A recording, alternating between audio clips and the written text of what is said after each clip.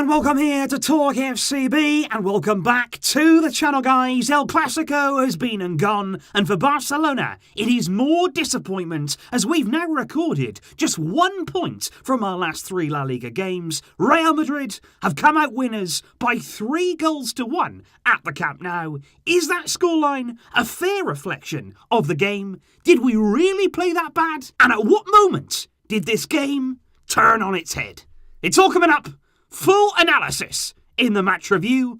It's disappointment, and that always hurts in a game like this. Because in terms of Ronald Koeman's lineup, obviously we spoke before the game in the lineup reaction, there were a few things in there which were a surprise, but overall I was pretty happy with what we saw. It wasn't exactly as we expected though. We thought Messi may line up here as the centre forward false 9, but actually it was very much Ansu Fati there playing through the middle. Coutinho came out more towards the left hand side, Messi playing as the 10 with Pedri on the right hand side. And I have to say, right throughout the first half and indeed the game, those wide roles for Pedri and then for Coutinho too, it didn't really work well for them. It didn't really see them playing to their full strengths. Obviously when Pedri was a bit more central, Des could help out, and exactly the same there for Jordi Alba, but I just didn't feel as though in those wider areas with both of those two out there, it didn't really function for Barcelona. And that's why, as we're going to come on to, I was so surprised that Koeman didn't act sooner.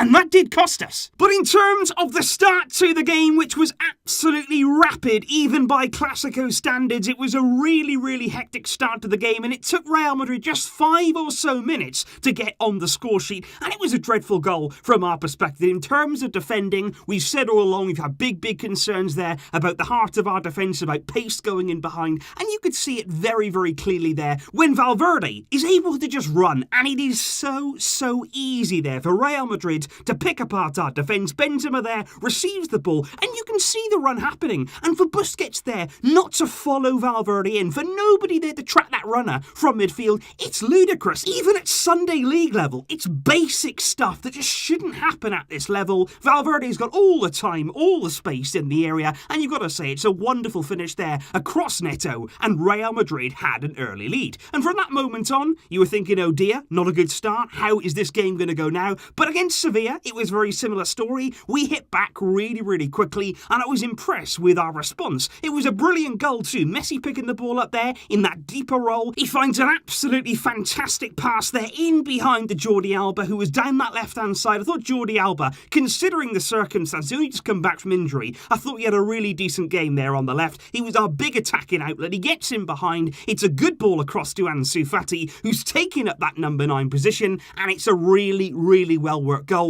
And another big goal for this young man Ansu Fati, and regardless there of the result, there were several bright points from today's game. Ansu in that 9 position, he worked well, he was energetic, he makes intelligent runs, he finds himself in the right space, and as you can see there with the celebration, kissing of the Barcelona badge, no matter what, we can be very excited about that young man. But from that moment on, in terms of Barcelona, we couldn't get that goal to go ahead. I felt as though today, had we put away one of the many chances that we had in front of goal, it would have been very different. We could have started to control things. We were on top for most of the game, I felt, but we never got that finishing touch. There was a Messi chance, of course. He was denied there in brilliant fashion by Courtois. He left Ramos for dead. He was on his right foot, but you'd expect him to score from that position. But there was a great save down the other end immediately after that chance. This time it was Kroos who managed to just run in behind our defence. And I think when you've got Toni Kroos running in behind you and actually exposing you there at the heart of defence, he is not a quick player, but he managed to do it. That shows just how bad things are. He cuts it back to Benzema, and it's a really good save from Neto. There was a few penalty appeals as well. Casemiro with a really strong challenge on Lionel Messi in the box. He does take the ball, but he also takes the man on the follow through. You have seen them given in today's game. But if there was one thing, regardless of the result, regardless of anything else that I have to say about this game, yes, we've lost, but what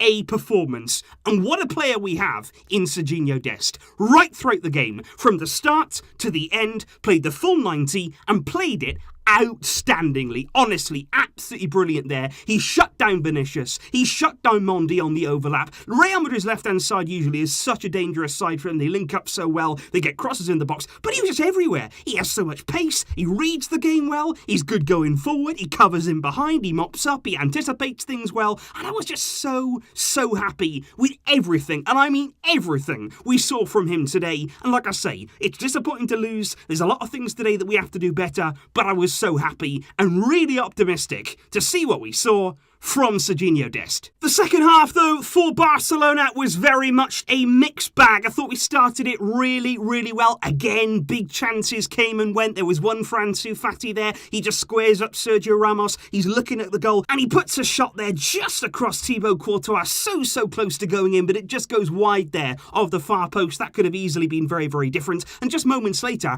Ansu actually makes one of those runs out wide. He bends that run, gets into a good area. He floats a brilliant cross in to Felipe Coutinho, but he heads it wide and into the side netting, and that again is a massive chance in this game. And if you don't score, if you don't put away your chances, we saw it back in March in El Clasico at the Bernabeu, you will get punished. And it was sad the way it happened, because I think today was a really good game. Both teams were going at each other. There was good attacking football. It was an exciting Clasico, much better than anything we saw last season from this fixture. But then it's really sad, I feel, that a game like this has to be changed in that way because of a penalty decision. And it's a dubious penalty. Make no mistake about that. Yes, you can say, and I hold my hands up, and so too should Clement Longley, because he does grab the shirt of Sergio Ramos. You cannot avoid that. Even as a Barcelona fan, I can admit he grabs the shirt. But you have to look at it here. The fact that Longley grabs Ramos from the right. Ramos then literally takes off like he's an aeroplane to the left. He dives into the air. He sprawls in the air, and then he goes down.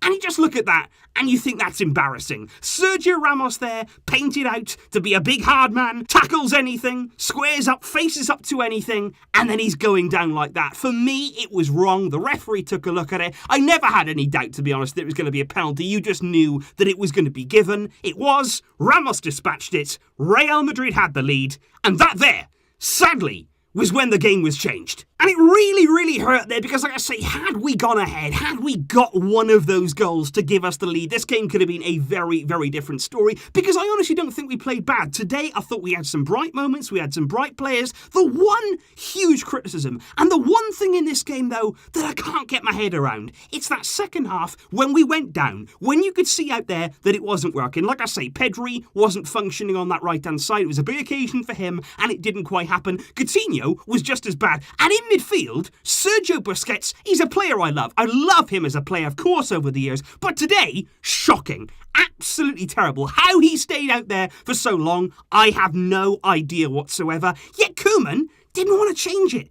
81 minutes before we saw the first change, and I just didn't get that. Every single one of us watching there from the sidelines, we were thinking, just do something. We are waiting here to use the options that we have on the bench, because it wasn't like he didn't have anyone. He had brilliant players there. You had Dembele, you had Griezmann, Trincao. You had players on the bench who could clearly make an impact, Miralem Pjanic, but he didn't want to use them, and time went on and on and on, and you could see players not only playing poorly, but they were tired out there. We were really tiring. It was begging for a change, but Koeman, in that big moment, in a game like this, he was stuck in the headlights. He didn't react quick enough, and when he did, it was far too late. 81 minutes, he makes a triple sub. Ansu, Pedri, and Busquets come off. Griezmann, Dembele, and Trincao come on. But what can you do there in less than 10 minutes? What can you actually do to get up to speed with a game like this, to really settle and get comfortable and then perform? You can't do it. You're not going to be able to do it in that shorter time. And it showed. Dembele, you know he takes time there to really settle in the game. It didn't work out, that sub. Trincao as well had a few bad touches, and it's just not the time there with just 10 minutes to go to bring players on. And it was a massive mistake, and he has to hold his hands up. Ronald Koeman there will have to take some blame. And of course from there, it didn't get better for Barcelona. Once again, Ronald Koeman throwing players on at the death. There was Braithwaite who came on. There was no real organisation or structure in the latter period of the game from Barcelona. As a result of that, Neto was called into action very frequently. He actually made two brilliant saves to deny Toni Kroos could have easily been another goal to Real Madrid. There was another the moment as well, a brilliant save to deny Sergio Ramos. But sadly, Real did get their finishing touch. They did get their third goal. Neto couldn't quite collect their scrambling ball. It falls to Luka Modric. The net is at his mercy. He makes it 3 for Real Madrid. Barcelona lose this game, and it's frustrating because on another day, it could have been very different. There's certainly concerns, and we are going to talk about that. And also over on More Talk FCB, I am going to be discussing the full player ratings from this game, and there should be some interesting ones in there. Let me know your thoughts in the comments down below, guys. What did you make today of the game, of the performance? What did Barcelona do well? What did we need to do better? And do you feel as though we deserve to lose this game by 3-1? Or is that a bit harsh? Let me know all of that down below. And I will see you soon with more videos. We will keep pushing and we will keep fighting.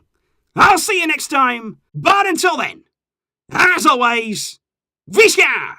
El Barça.